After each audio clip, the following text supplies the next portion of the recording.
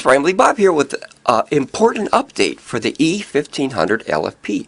So I was updated with some new information just about an hour ago from a young fella named the real Eric MC, I believe.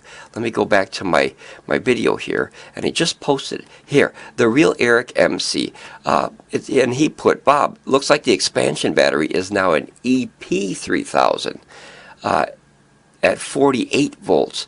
The EB3000 is at 24 volts. This is on their advertisement at the 6-minute and 30-second mark in your video. Would be nice if they were able to maintain compatibility with their older expansion battery. I am 100% in agreement with this. Guys, this is something I overlooked because all the model numbers of Pecron and a lot of these companies, boy, they're so darn close, guys. So there's two things that I kind of I overlooked. So I want to make sure that you guys get all the bits of information that you can. A puzzle with missing one piece is not a whole picture. So if we go down to this part, this is the battery part here. Sorry, this is the battery part here. If you expand this, you'll see that it's 1536 watt hours at 51.2 volts at 30 amps. So I didn't see that because this advertisement is so tiny that my old eyes sometimes can't read these tiny words. Or numbers at that matter. But it is lithium iron phosphate at 3,500 cycles to 80%.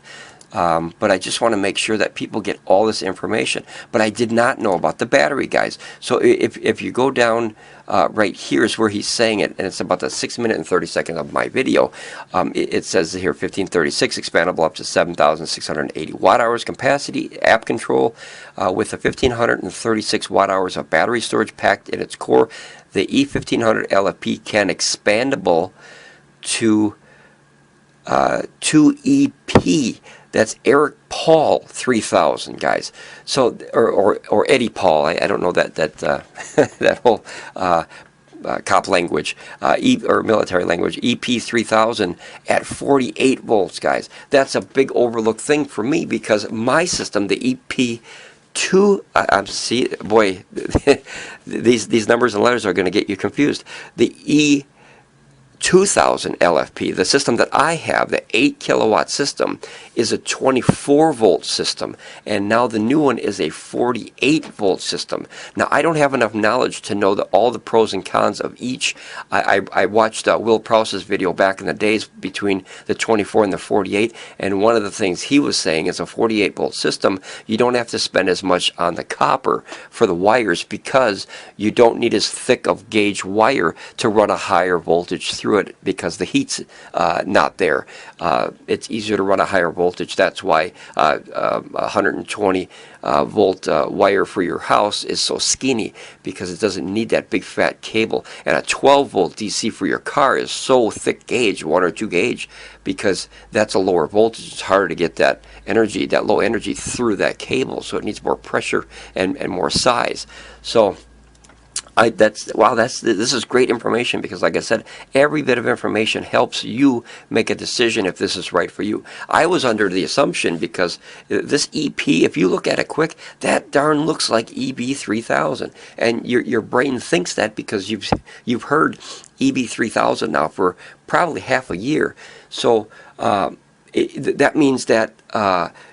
Well, it doesn't say, but I'm assuming again that you can't use the EB3000 batteries that I already own and have to hook up to this system. So that's a huge difference.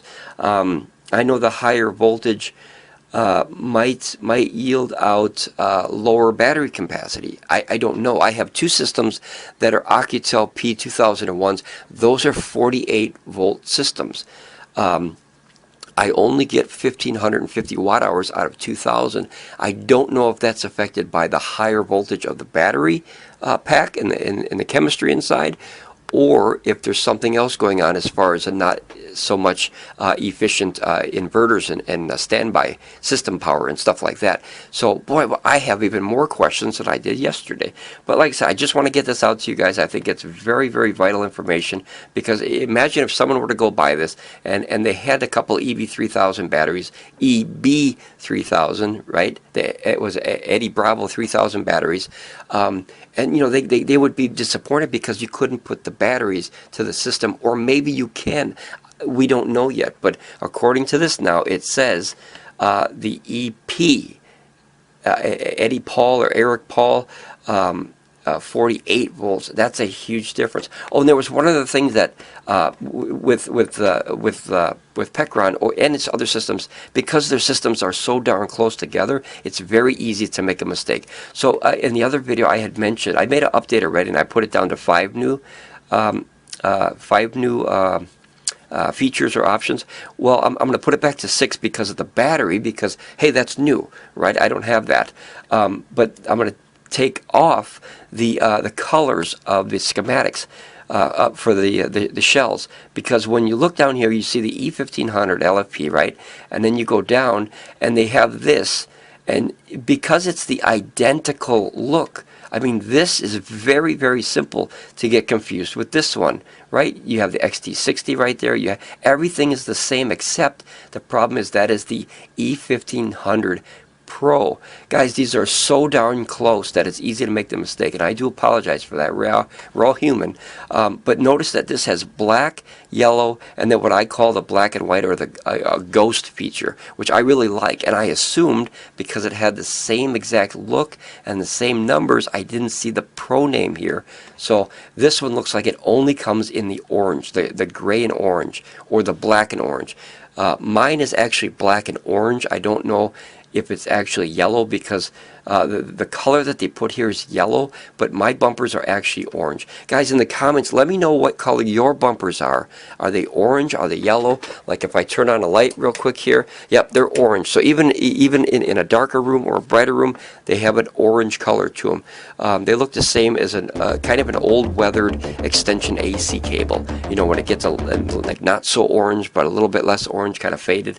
That's what mine look like, and I don't know if that's because it's been sitting here a long time, but also the E600LFP has that orangey kind of look. So they're all the same, and I like that a lot when you know, things match like that. But I just wanted to put this, I'm not going to call this update 2, guys, because I don't think it warrants an update 2. I'm going to put added information or something like that, because I feel that this is a very, very important piece of information. Guys, if you would have bought this and then, you know, like I said, you got your EB3000, you try to hook it up, it might not work or won't work. I don't know if you can see, I have questions like maybe you can series your two EB3000 at 24 volts together and make a 48 volt battery pack. We don't know because it doesn't say. So I mean, that's a possibility, but I doubt it. So we'll have to wait until we hear more from Pecron. Boy, I hope they pick me as a tester, because guys, I have more questions now than I did yesterday, and the battery composition is a huge one for me now, because like I said, mine's 24 and this is 48. All right, guys, I'm going to leave it at that. I just want to get this information out there. I thank you so much for all the comments, guys. The real Eric MC, awesome. That's why I love the subscribers, because they bring attention to stuff that I might have missed, overlooked, or because these darn things have such similar names, it's so easy to get this stuff confused, guy. And wow. Yeah, okay, I'm going to leave it at that, guys. Ramble on, be safe, and I'll see you again at Ramblin Bob Reviews. Leave a comment. I want to read your comments. Thanks, guys. Bye.